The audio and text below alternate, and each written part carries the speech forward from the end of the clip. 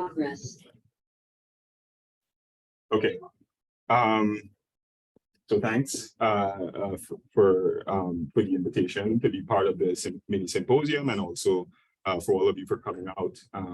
I like this. It's a small crowd, but I know a lot of the faces, so I know there's a lot of intellectual power in here, which is good. So yeah, so this is the title, and to provide a little bit of context. Obviously, surrogate models have been around for a very long time, but I would say within the natural hazards engineering community, maybe they just started picking up steam within the last 5 years or so.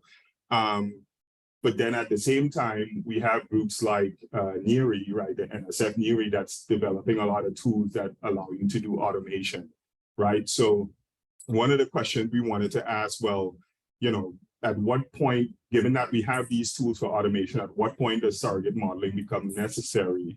And, you know, is there a way to integrate both? So this is not really a talk about sort of the details of surrogate modeling. It's more so thinking strategically about how you balance these two types of tools, if you will.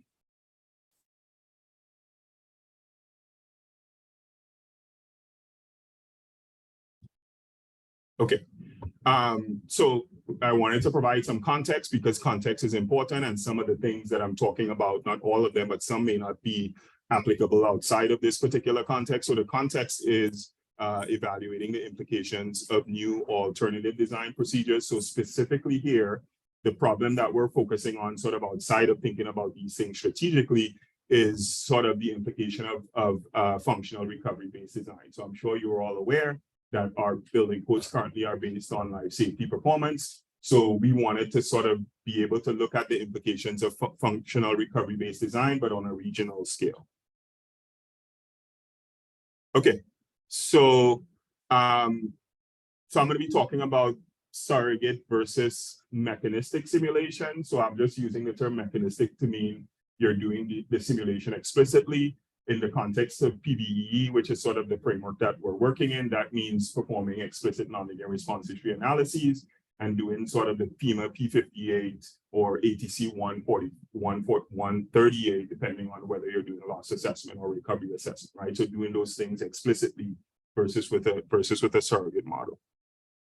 So as I mentioned before, a lot of this this sort of path we went down was motivated by the fact that, you know, there's been a lot of work, especially within the last few years, on developing surrogate models within the natural hazards community. But a lot of time it's being developed sort of, and we've done this as well, it's being developed sort of outside of a specific context, right? So you know, what you would do, you would develop your nice surrogate models, spend a lot of time discussing sort of the details of how it works. And then maybe you'll have a few sentences here and there say, okay, this is the application. This is why the surrogate model is needed.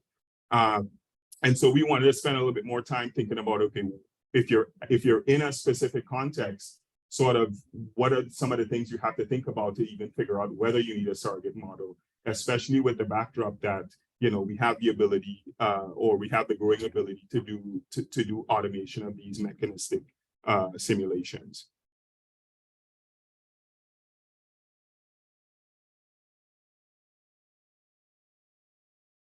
Okay, so a little bit more context.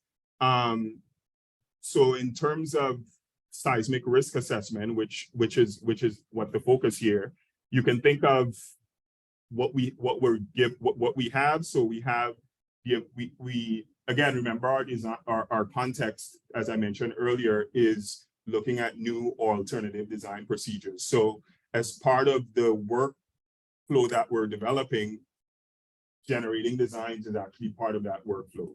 So you can imagine you have a set of sites and a set of seismic design parameters that are associated with those sites. You can imagine you have some ability to generate a shake map for a simulated or a real event, right? So this can be a hypothetical event, it can be a set of events, right? A stochastic event set, or it could be a single event. And you also have the ability to automate high fidelity performance assessment, meaning high fidelity mechanistic performance assessment, doing everything explicitly. And at the end of the day, what you want is to describe the full distribution of either losses or functional recovery at each site, right? And so what we've been thinking about is, what are some of the ways that we can get there that involve some combination of mechanistic and surrogate modeling. Actually, I'm mostly going to focus on sort of the automated part today, because part of what we're trying to do is to sort of push the limit on what we can achieve with just automation, and then start to say, okay, this is where surrogate models become important. So speaking of automation, again, some more context. We are working specifically on wood frame building seismic design and performance assessment. So we've actually developed a tool to automate that workflow. Wood SDA is sort of the moniker we use for the tool, and this is an overview of the end-to-end workflow. So as with any workflow, it starts with some inputs. So you would define your building design information, your ground motions, and then there are some preloaded databases that are sort of agnostic of your specific design. So these are wood frame buildings, and so the primary seismic lateral force resisting system are shear walls. So there's some information related to the design of the shear walls, as well as the structural modeling. So the pinching for model parameters there. So pinching for is the type of model used to model the shear wall in open seas, and so there's a lot of information there that's sort of preloaded. And so the next module is the design module. So that's where you take the inputs, you develop your code compliant design. Currently, everything is based on ASCE 716, and what you get out of it is a set of parameters that are associated with a particular design. And by parameters, I mean input parameters that go into the next module, which is the structural modeling, right? So we're modeling we're modeling these wood frame buildings. We're generating 3D numerical models in OpenSeas, and we obviously also need the ground motion records within this module. Then there's an analysis module. So within this module, we have the ability to perform nonlinear static and dynamic analysis. Within the dynamic analysis, we can do either incremental dynamic analysis or multiple stripe analyses. I'm not going to get into the intricacies of those things, but if you have questions about it, please ask at the end. And then what you get out of that is a distribution of the engineering demand parameters, or EDPs, and a set of fragilities as necessary. So for example, collapse fragility, on a fragility, on repairability, you can get that as well. And then finally, we have the loss assessment module. So here we're performing both economic loss assessment using the FEMA P58 procedure. We're doing that via Pelican, which is a tool that was developed by the Near East Sim Center. And then we're also assessing functional recovery, and we're doing this based on the ATC 138 methodology that was released within the last 6 months or so to a year. Okay, so again, we're really focused on how we can balance accuracy, fidelity, and efficiency. Efficiency is associated with the computational expense. I should say that in terms of accuracy, when I say accuracy, I'm saying accuracy relative to the mechanistic assessment, right? So if you're using a surrogate model, then by definition, you're trying to approximate the mechanistic assessment. So that's the accuracy I'm talking about. I'm not talking about the accuracy in terms of what you would observe in real life, right? So that's just a side note there. And so, in the ideal world, you'll be able to maximize accuracy and get as much fidelity or as fine-grained fidelity as you need, while minimizing computational expense. But in the real world, there's usually some type of trade-off that's involved. And so part of what we're trying to do is trying to figure out what these trade-offs are between these three variables, and sort of how to best get to the goal that we're looking for. Okay, so I'm going to talk about some of the things that we have to think about, again, given the context of our problem. I'm going to give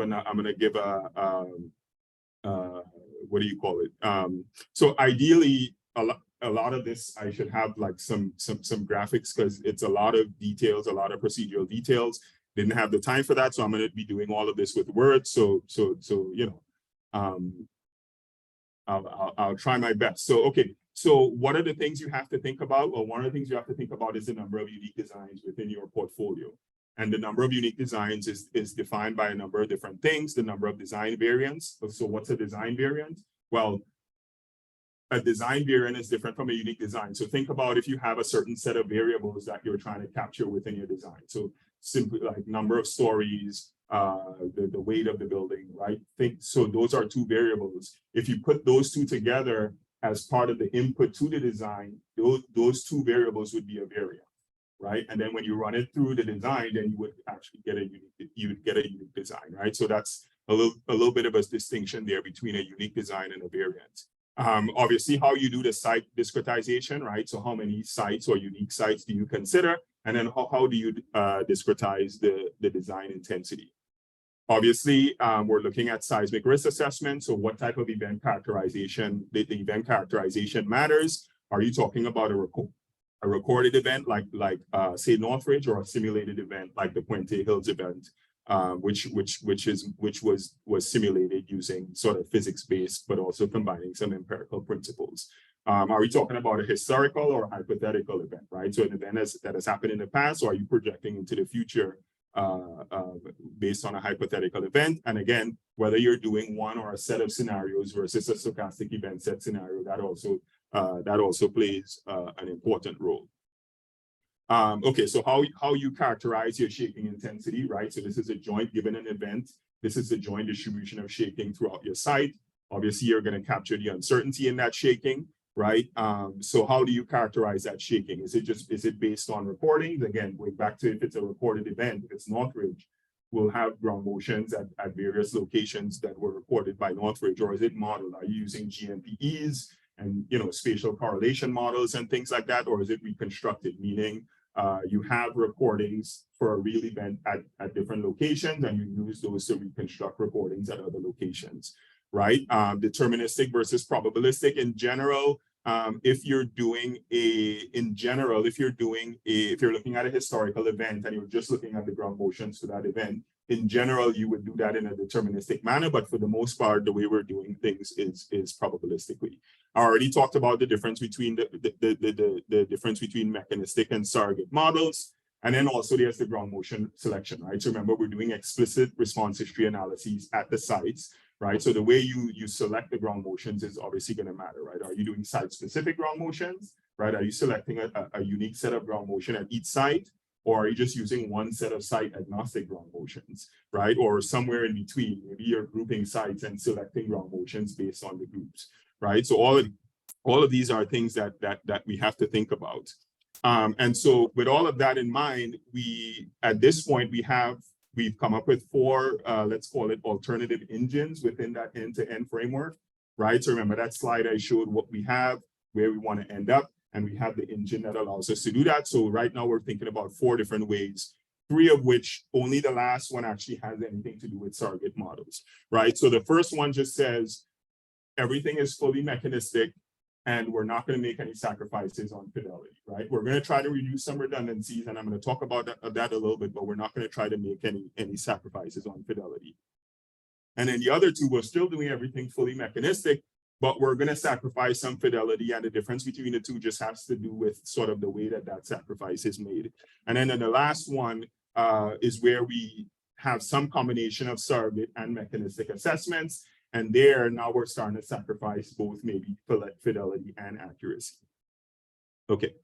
All right. So now I'm going to talk about the first one. So that's the high fidelity, fully mechanistic assessment. So what we want to do is we want to maintain the high fidelity, but we want to minimize computational costs by avoiding redundant assessments, right? So we want to be careful. We want to think about how we're doing the assessments such that we're not being redundant. And so the strategy there is to leverage the spatial similarities in the design and the shaking intensities, right? If you have 2 sites that are far apart, but they just happen to have the same design intensity and also the design variant is the same, then why run 2 things for both of those, right? And similarly, we're going to avoid redundant, fully mechanistic assessments.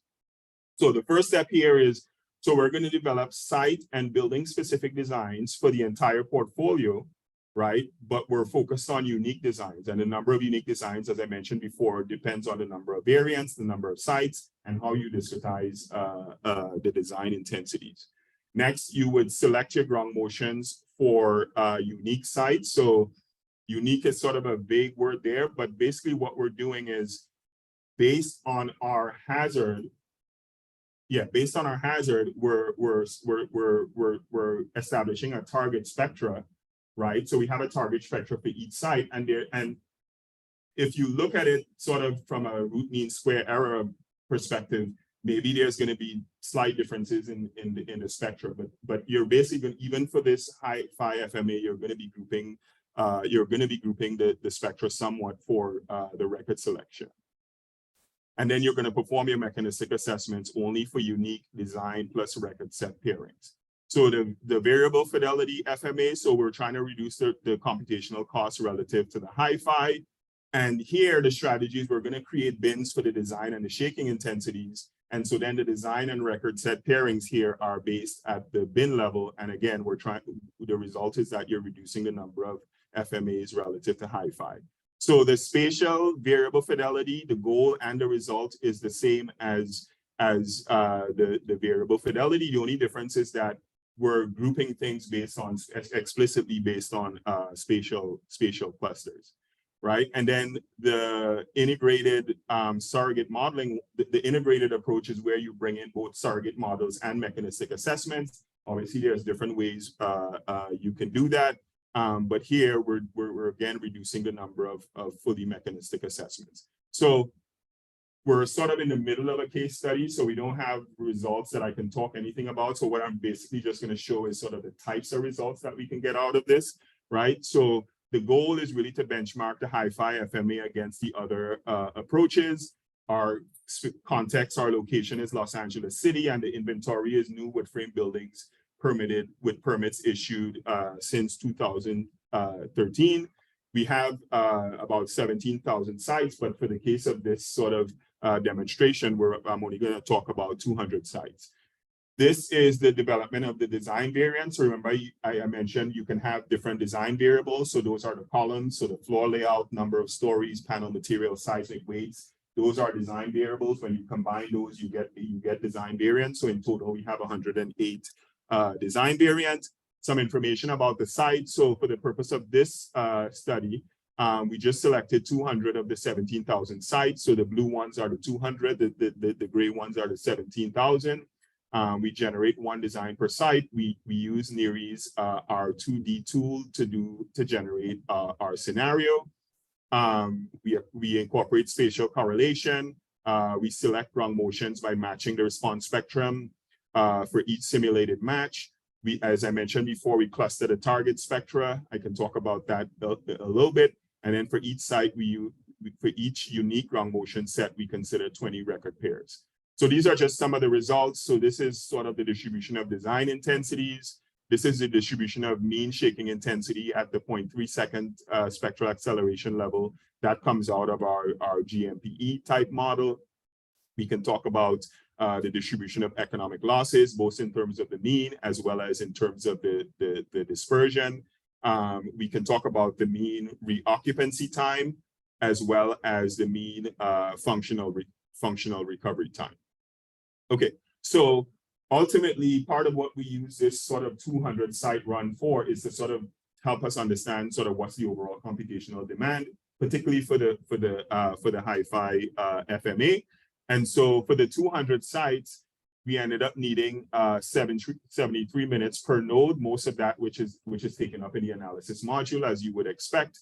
And so based on that, our projected runtime for the 17,000 sites is about 100 to 150 hours, so 4 to 6 days, based on the assumption that we have 200 HPC nodes, which we do have access to. All right. So end with some acknowledgements. So the NERI Sin Center, I mentioned the tools that we were using, R2D and Pelican, and then Quanchi Zhang, who was a postdoc at Stanford, now he's at University of Cincinnati, helped us with a lot of the Sim Center tools. With that, I will take questions.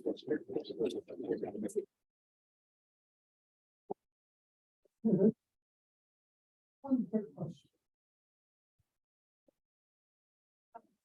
Thank you for this nice presentation, especially with the